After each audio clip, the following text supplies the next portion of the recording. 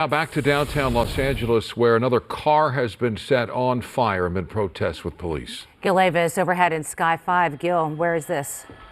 Wow. Yeah, this just started. This is on 3rd Street east of San Pedro. As I zoom in here, you can see the vehicle that was parked on the sidewalk or next to the sidewalk here that is fully engulfed in flames right now. LAPD having to do an escort with the fire department just to get him in here. So right now the fire department is not here yet. The LAPD is working to get the fire trucks in here to put that out. In the meantime, fortunately, it's away from the buildings. I don't think it's going to impact any of the buildings here, but you see the group up ahead here. This is 3rd and San Pedro, still taking over that intersection, but this fire breaking out just about 2 minutes ago. LAPD's airship came overhead and was trying to identify the people that started it, but they mixed in into the crowd. So at this point, they're trying to get the fire department in here to put this out. That's the latest overhead up at Sky 5.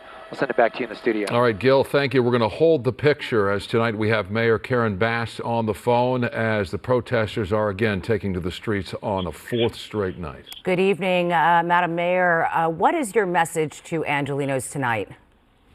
Well, my message to Angelenos is that anybody that is out there creating mayhem and violence as I'm looking at this fire, don't say that you support the rights of immigrants, because you don't. You're here on some other agenda and an agenda to create chaos and mayhem. But the other message is to the federal government: stop the raids. Thursday of last week, everything was fine in this city. Everything was fine until the raids happened on Friday. And now we're left in this uncertain situation where the raids could go in for 30 more days, that we don't know how many raids would take place, in one day. Part of the ICE presence was near my grandson's elementary school. And it's like, and the kids were worried and they weren't sure what was happening at the school.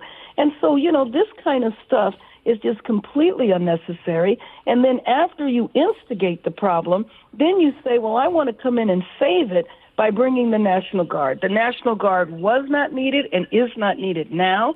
And now we're talking about bringing in the military. I feel like we're being used as a laboratory, a test case, testing the idea of the federal government taking over state and taking over local government. Mayor, has there been any discussion about implementing a curfew in the face of all the damage, the destruction that we're seeing in the mayhem, and particularly at night? Yes, that is a discussion that I've had with the chief.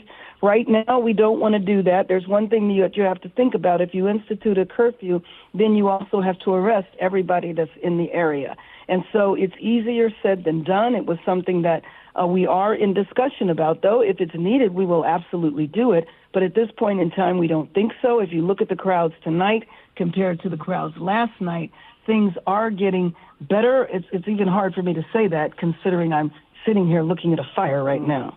Yeah, well, if things do spiral out of control, Mayor, what immediate steps will you take? And is the city prepared for a 5th or even 6th night of this? Yes. And let me just tell you how. Mutual aid, which means when other law enforcement agencies come in and assist in Los Angeles. We have multiple agencies that are here, including the sheriffs and the CHP. We have hundreds of officers that are here. And so I just left the command station, and so I know that things are under control, even though it's hard to say that when you're looking at a fire. But things are under control. They do feel that they have enough support from nearby agencies. But what they do feel is that the National Guard is not necessary. The local police and the local jurisdictions, they know our city, they know our region. And I'm going to go back to it again. If the raids hadn't happened, mayhem wouldn't have happened either. Do you believe the presence of the National Guard on the scene here is contributing to the level of violence we're seeing? I do think that. I think that happened when they were dispatched. But let me just say, I can say that. I think it's a contributing factor, but that does not mean that it is acceptable in any way, shape, or form. So if that's used as an excuse by people who are tearing up our city or vandalizing downtown with the graffiti, that is not an acceptable excuse. And I will say again, Anybody that's doing that, don't come tell me that you're concerned about the immigrants in Los Angeles, because you're not. What do you want to tell those families who have been separated from other members of their family? What should they do to locate their loved ones? So many of them don't know what to do that we have interviewed. What kind of support can they get? Well, what I want them to know is that we are going to fight for it, as well as all of the immigrant rights organizations in our city, because it is unprecedented that people are detained and that they're not allowed their legal counsel. Their legal counsel can't go in. Their family can't go in. That is just really egregious. But let me tell you about something that's even worse. You have people who are here under legal status, a green card or whatever. They are required to go to immigration once a year and report in for their annual appointment. People have been going to immigration offices with their family, and they're being detained. They're being detained even though they were there for a appointment that was requested by immigration, and they had documents, whether it was a green card or some other document. Now, you can be sure when that word gets around, people are not going to make their appointments, and then they're going to fall out of status, and then they're going to be viewed as a criminal. And again, that's the kind of thing that happens when you create a climate of fear and a climate of uncertainty. So if the raids go on for 30 more days and several businesses are raided, during a day, then people are going to want to stop going to work.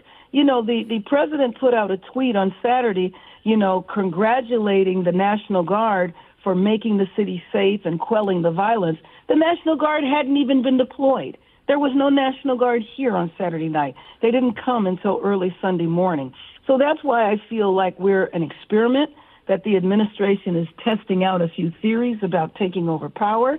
And we are a city that is trying to get ready for the World Cup, and this just sets us back. And it's just unacceptable that we would have a setback because of the administration. And I don't know if you saw the tweet that went out describing our city as being overrun with migrants, as crime and everything is out of control, all because of the quote-unquote migrants, and that the federal government was going to come in and clean our city up and liberate Los Angeles from all of those migrants.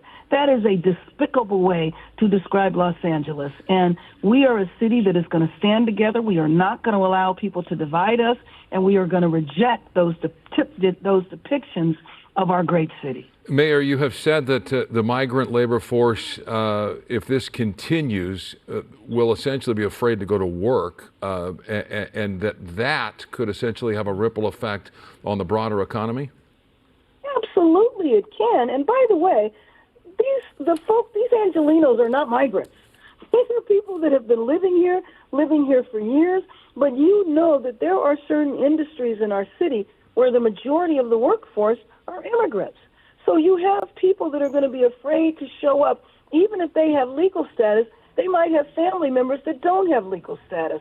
So where is this going to go? When the president started this, he said that he was going to go after drug dealers. He was going to go after violent criminals. Well, I don't know that there's a lot of violent criminals in Home Depot or in some of these factories. You have day laborer centers where people just work from day to day. They show up looking for work, trying to make ends meet in our very expensive city, and then they're being chased around parking lots by ICE agents. How is that possibly contributing to public safety in Los Angeles? It just is not. It's contributing to chaos and havoc, and we don't need this in this city. Let's talk a little bit more about public safety, Mayor. You mentioned and touched on the World Cup coming up. Obviously, we've also been preparing for the Olympics in 2028. Global audiences are watching what's happening on our streets here in Los Angeles. How do you think that this unrest and the federal response could affect LA's international reputation, especially when it comes to safety? We have about 30 seconds. I know it's a long question, but maybe if you can, yeah. Yeah, well, let me just say that one of the things I think that is most important for all of us to talk about is that the unrest that you are seeing here is really a few cities in downtown Los Angeles. Now, it looks awful. I'm not trying to minimize it. But this is not citywide civil unrest. And I'm worried when I look at some of the pictures, especially on national news, that they are reporting it as though there is mayhem throughout the city. These are a few streets within downtown Los Angeles. It is not even the entire downtown area. Mayor Bass, we're up against a hard out. Thank you for taking the time with us live tonight. Thank you for having me on.